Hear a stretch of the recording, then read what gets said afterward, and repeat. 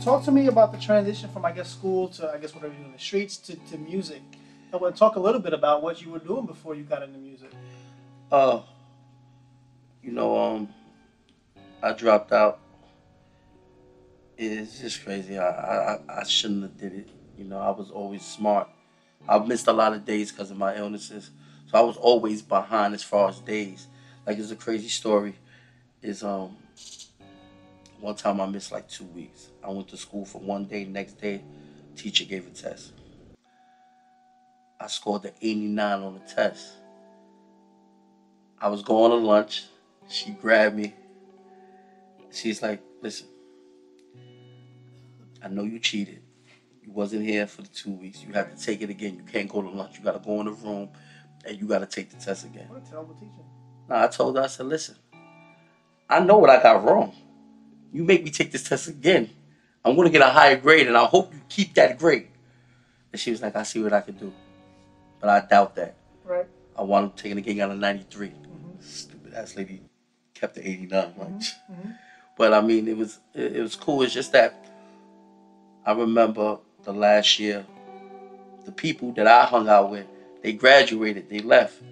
So I remember my next year was supposed to be my last year, but I knew I had to do like some night school and summer school just for the days that I missed, But the work was never a problem. So I remember me in school like first month. She was hell, man. I couldn't be there, man. I was just like, yo, everybody's going. I can't take this. Mm-hmm. And I just started getting distracted as far as streets go, and I just stopped. You know, started doing things I was supposed to be doing. And it hit when one of my good friends was doing things for me, and my man, he was, you know, and he got hit, and he had to do 6 years, and it was like 6 years of his life gone, and it's like you feel like, damn, man, like it's the cause of it, and he lose. It's crazy, man. But then that's just what it is.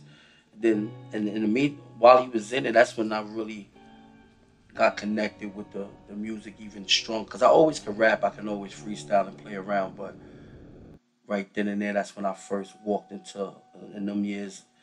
During them years, that's when I first went into a studio, like a real studio, recorded myself. You talk about your family, you talk about your father, your siblings. Since we've been here, you talked to two of your sisters. Yeah. Your grandmother. You had a big family. Yeah, man. Rest in peace. My grandfather just passed away. His funeral was actually around the corner. Um, yeah, it's just a lot of us, and it's just a loving family. You know what I'm saying? So, and rest in peace to my girl, her grandmother too. Yeah, and my uncles. Two of my uncles, they passed. One of them died in my arms. He got shot right on College Avenue in front of my grandmother's building.